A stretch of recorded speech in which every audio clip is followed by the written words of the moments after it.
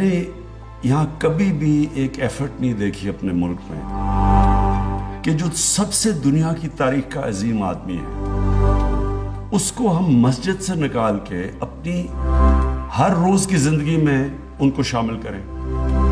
قرآن ہمیں کہتا ہے اللہ کہ ان کی زندگی سے سیکھو, ان کی سنت پہ چلو. لیکن وہ کیوں کہتا ہے اللہ؟ کیونکہ قرآن کا سارا مقصد ہے انسان کی بہتری, ہمارے لیے گائیڈنس ہے, ہمیشہ کے لیے بک آف گائیڈنس ہے ہماری بہتری کے لیے. آپ قرآن اللہ کو تو آپ کوئی فائدہ نہیں پہنچا سکتے یا نقصان پہنچا سکتے, لیکن قرآن میں اللہ کہتا ہے کہ تم اس کتاب پہ چلو تو آپ کی زندگی بہتر ہوگی, آپ کو فائدہ ہے. نماز میں آپ کہتے ہیں اللہ مجھے ان کے راستے پہ لگا جن کو تو نے نعمتیں بخشی. وہ نعمتیں اللہ نے کس کو بخشی؟ سب سے زیادہ نعمتیں جو بخشی وہ ہمارے نبی صلی اللہ علیہ وسلم, کیونکہ کوئی اتنا عظیم آدمی نہیں آیا. تو جو اس راستے پہ چلتا ہے ان کو اللہ نعمتیں بخشتا ہے.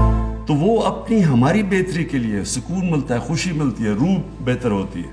جو انسان سارا وقت خوشی ڈھونڈ رہا ہوتا ہے, کوئی پیسے میں ڈھونڈتا ہے, کوئی ہر قسم کی عیاشی میں ڈھونڈتا ہے,